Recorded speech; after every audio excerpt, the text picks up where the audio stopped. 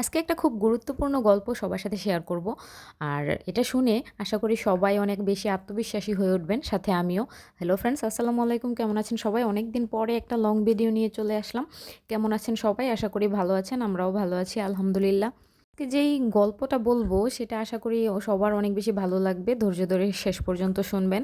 আশা করি ভালো লাগবে, আর ভালো লাগলে ভিডিওটি শেয়ার দিয়ে রাখবেন। তো আজকের গল্পটি হচ্ছে আমাদের নিজেদের প্রতি নিজেদের যেন অনেক বেশি বিশ্বাস বেড়ে যায় সেরকম একটা গল্প। ধারণা করা হয় বিজ্ঞানের মতে যে একবারে একটি মায়ের গর্ভে 400 কোটি বাচ্চা তৈরি হওয়ার মতো শুক্রাণু জমা পড়ে, এবং সেই থেকে জীবিত থাকে মাত্র 300 থেকে 500 শুক্রাণু। আর বাকিরা এই ছুটে চলার পথে ক্লান্ত অথবা পরাজিত হয়ে মারা যায়। এই 300 থেকে 500 শুক্রাণু যেগুলো ডিম্বাণুর কাছে যেতে পেরেছে, তাদের মধ্যে মাত্র একটি মহাশক্তিশালী শুক্রাণু ডিম্বাণুকে ফার্টিলাইজ করে অথবা ডিম্বাণুতে আসন গ্রহণ করে সেই ভাগ্যবান শুক্রাণুটি হচ্ছে আপনি, কিংবা আমি, অথবা আমরা সবাই। কখনো কি এই মহাযুদ্ধের কথা মাথায় এনেছেন?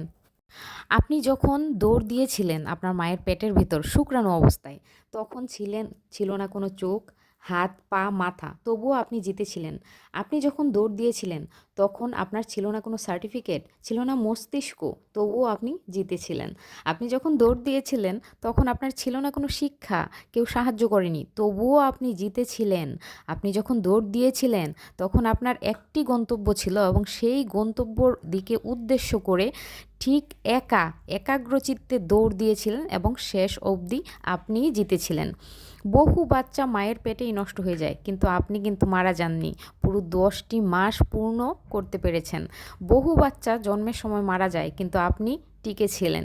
বহু বাচ্চা জন্মের প্রথম 5 বছরেই মারা যায়, কিন্তু আপনি এখনও বেঁচে আছেন। অনেক শিশু অপুষ্টিতে মারা যায়, কিন্তু আপনার কিছুই হয়নি। বড় হওয়ার পথে অনেকেই দুনিয়া থেকে বিদায় নিয়েছে, কিন্তু আপনি এখনও আছেন। আর আজ আপনি কিছু একটা হলেই ঘাবড়ে যান, নিরাশ হয়ে পড়েন। কিন্তু কেন? কেন ভাবছেন আপনি হেরে গিয়েছেন? কেন আপনি আত্মবিশ্বাস হারিয়ে ফেলছেন? এখন আপনার বন্ধু-বান্ধব, ভাই-বোন, সার্টিফিকেট সব কিছু আছে। হাত পা আছে, শিক্ষা আছে, প্ল্যান করার মস্তিষ্ক আছে, সাহায্য করার মানুষ আছে। তবুও আপনি আশা হারিয়ে ফেলেছেন কেন? যখন আপনি জীবনের প্রথম দিন হার মানেননি, 400 কোটি শুক্রাণুর সাথে মরণপণ যুদ্ধ করে, ক্রমাগত দৌড় দিয়ে, কারো সাহায্য ছাড়াই প্রতিযোগিতায় একাই বিজয়ী হয়েছেন। তাহলে এখন হতাশা কেন?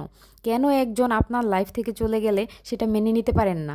কেন আপনি একটা কিছু হলেই ভেঙে পড়েন? নিজেকে এই প্রশ্নগুলো করবেন, দেখবেন নিজেই উত্তর খুঁজে পাবেন, এবং অনেক বেশি আত্মবিশ্বাসী হবেন, বিশ্বাস ফিরে পাবেন, এবং যে কোনো কাজে নিজেকে অনেক শক্তিশালী মনে হবে। ধন্যবাদ সবাইকে।